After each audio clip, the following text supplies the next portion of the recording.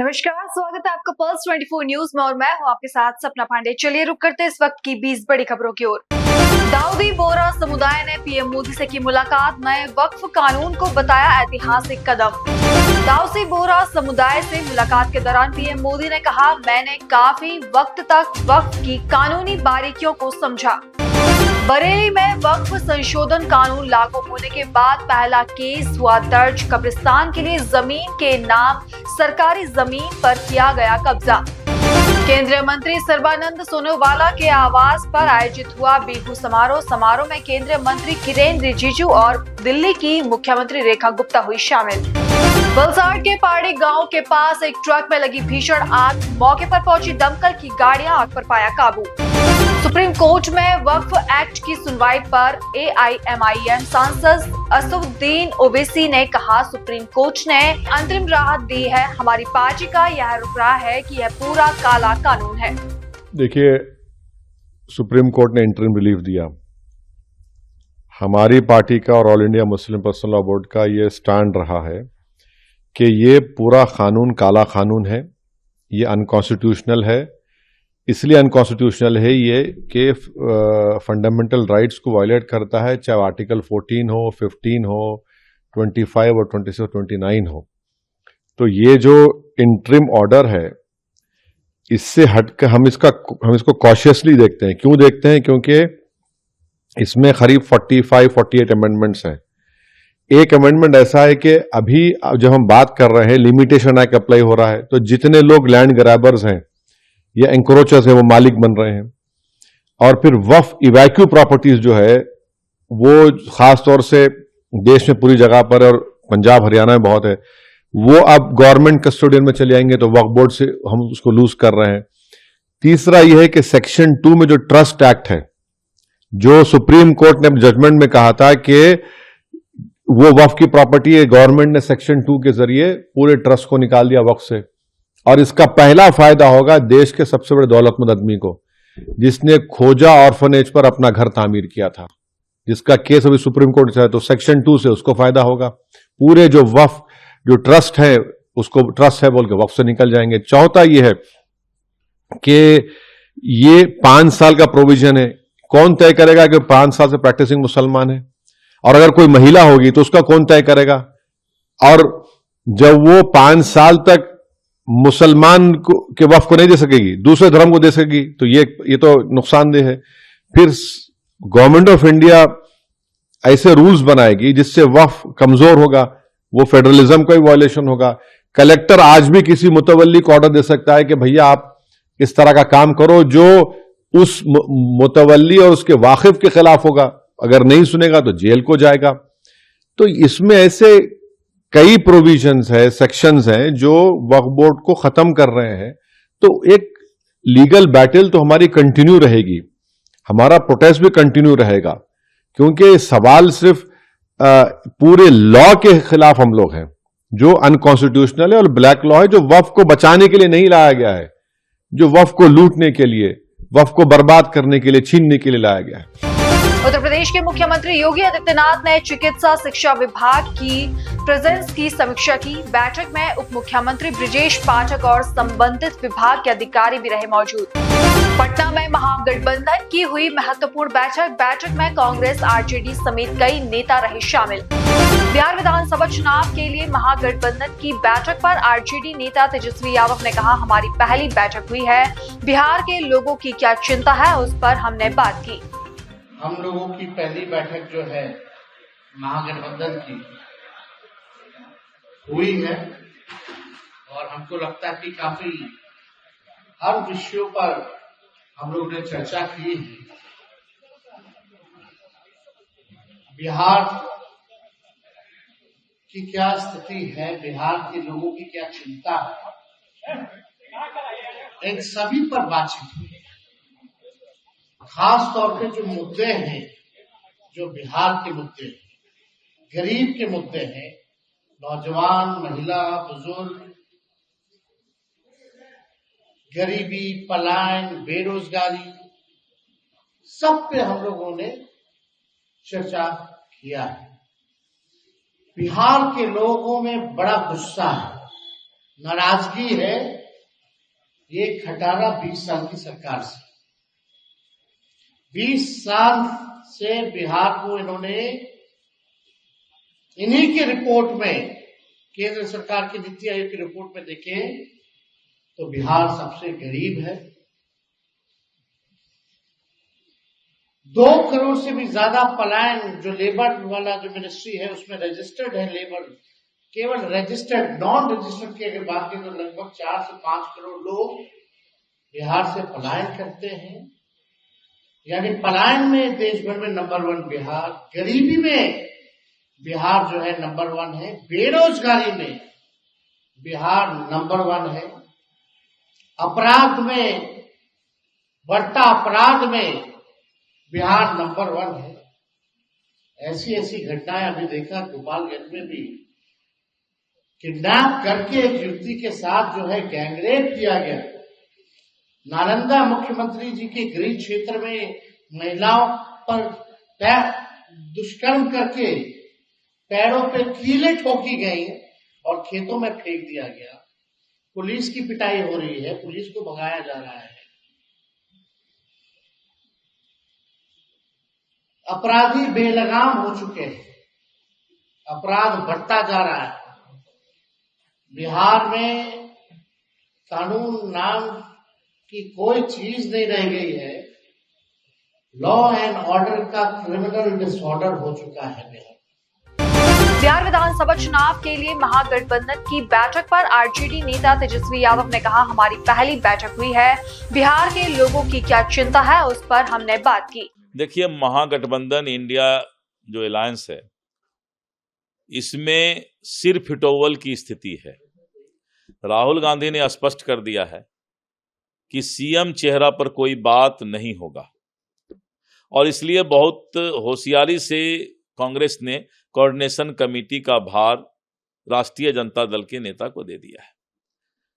कांग्रेस किसी भी परिस्थिति में झोला टांगने वाला पार्टी बिहार में बनकर नहीं रहना चाहती है।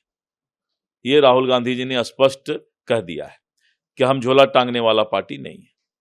इसीलिए इस बात को आप स्पष्ट समझिए कि सीएम फेस पर कोई डिक्लेरेशन नहीं होना इस बात को बताता है कि अभी इस इंडिया अलायंस गठबंधन में सिर फुटोवल होने वाला है। अगर तेजस्वी को सीएम चेहरा बनाया गया तो क्या एनडीए के लिए चैलेंज? कुछ भी चैलेंज नहीं है। आप अगर लेटेस्ट 3 चुनाव का लीजिए, 2019 का लोकसभा चुनाव, 2020 का विधानसभा चुनाव, 2024 का लोकसभा चुनाव, ये 3 लेटेस्ट चुनाव हुआ है। आप उसमें विधानसभा में देख लीजिए, बहुमत से हम सरकार बना रहे हैं। एक सवाल है सर, मुकेश सहनी को लेकर खबरें चल रही थी कि वो संपर्क में है आप लोग के, लेकिन उन्होंने कहा कि ये फ्लो करवाया गया, झूठ इस तरीके से बुलवाया गया कि हम लोग संपर्क में हैं। क्या सच्चाई है? मैंने तो कभी नहीं कहा कि मुकेश सहनी मेरे संपर्क में। मैंने कहा कि महागठबंधन के एक महत्वपूर्ण घटक दल अपना दरवाजा तलाश रहे हैं। तो अब कौन घटक दल है मैंने तो नहीं कहा, लेकिन तलाश रहे हैं दरवाजा, क्योंकि उनको लगता है कि अगर वहां पर उनको पूरा सम्मान नहीं मिला तो वो दूसरे दरवाजा को भी खटखटा सकते हैं। बीच में हमने देखा था लास्ट मंथ उन्होंने फाला बदला था, क्या इस बार फाला बदलेंगे? तो राजनीति संभावनाओं का खेल है और इस संभावना को हम कुछ भी नकार नहीं सकते।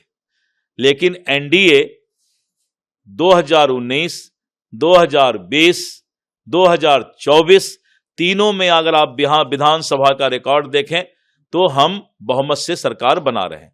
तो तीन चुनाव, इससे बड़ा हमारा सर्टिफिकेट क्या हो सकता है। बिहार विधानसभा चुनाव से पहले महागठबंधन की बैठक पर बिहार बीजेपी अध्यक्ष दिलीप जायसवाल ने कहा, महागठबंधन में सिर्फ फुटबॉल की स्थिति है। इंडिया गठबंधन महागठबंधन की आज बैठक हुई, सकारात्मक हुई, हर विषयों पर चर्चा हुई और प्रेस वार्ता के माध्यम से सभी दलों के नेताओं ने अपनी बात रखी।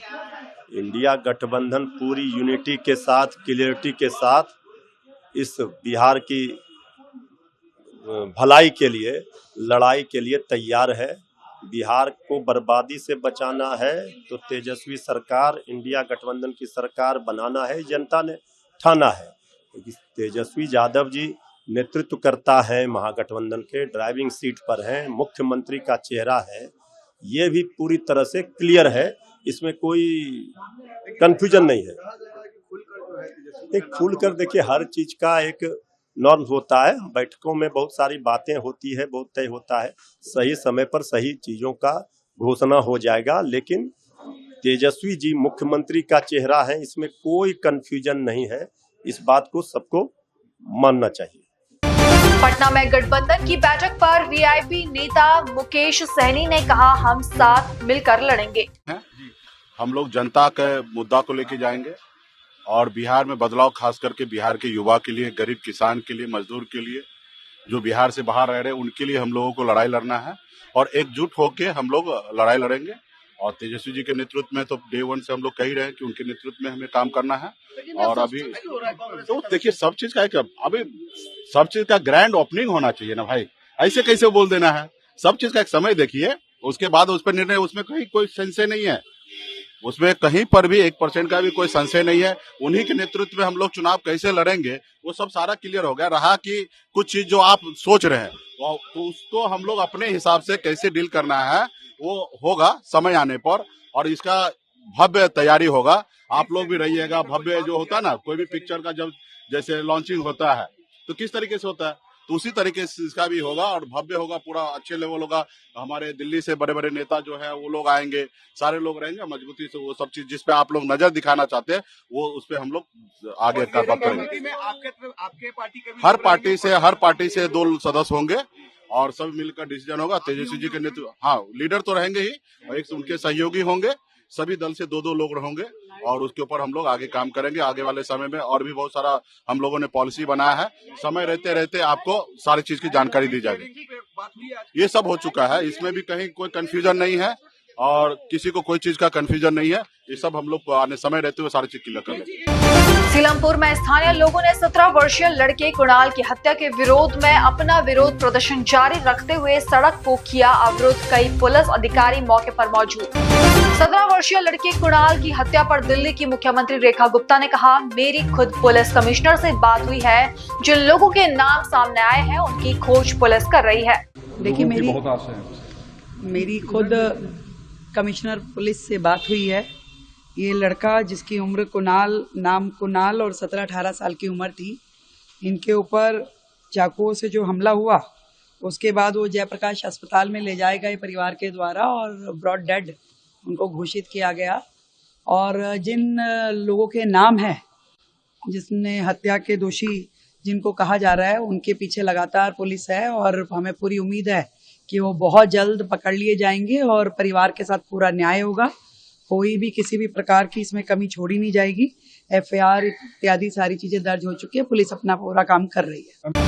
गाजियाबाद में पूजन सामग्री फैक्ट्री परिसर में मिला महिला का शव। महिला की लाश मिलने से फैली सनसनी। मौके पर पहुंची पुलिस जांच में जुटी। स्ट्रेंजर थिंग्स के 5वें सीरीज का फैंस को बेसब्री से इंतजार। सीरीज को 2 हिस्सों में किया जा सकता है रिलीज। पहला पार्ट अक्टूबर 2025 और दूसरा पार्ट 27 नवंबर 2025 को होगा रिलीज।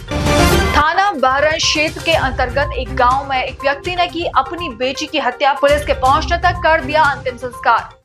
दिनांक 18 अप्रैल 2025 को ये सूचना प्राप्त हुई। थाना क्षेत्र बरहन अंतर्गत एक गांव है गड़ी डहर, वहां से एक सूचना थी कि एक व्यक्ति द्वारा अपनी लड़की को मार करके और उसे जला दिया गया। इस सूचना पे तत्काल पुलिस फोर्स मौके पे गई। वहां मृतका का अंतिम संस्कार किया जा चुका था, पूर्णतः बॉडी जल चुकी थी। संदेह होने पे पिता से पूछताछ की गई, जिसमें यह तथ्य सामने आया कि लड़की द्वारा रात को फांसी लगा करके आत्महत्या कर लिया गया था और भोर में पिता को जानकारी हुई तो उन्होंने उसका अंतिम संस्कार किया है। सभी पहलुओं पे जांच की जा रही है तथा जांच से जो भी तथ्य प्रकाश में आएंगे वैसी वैधानिक कार्रवाई की जाएगी तथा सूचित किया जाएगा। बीजेपी कार्यकर्ताओं ने कुरबुलगी में कर्नाटक सरकार के खिलाफ निकाली जन आक्रोश रैली। भुवनेश्वर में भारी बारिश का कहर। भारी बारिश के बाद भुवनेश्वर के जयदेव विहार इलाके में सड़कों पर दिखा जलभराव। यूपी वालों को जल्द मिलेगी गर्मी से राहत। 3 दिनों तक बारिश और झोंकेदार हवा का अलर्ट। देश और दुनिया की बाकी तमाम खबरें देखने के लिए बने रहिए पल्स 24 न्यूज के साथ। नमस्कार।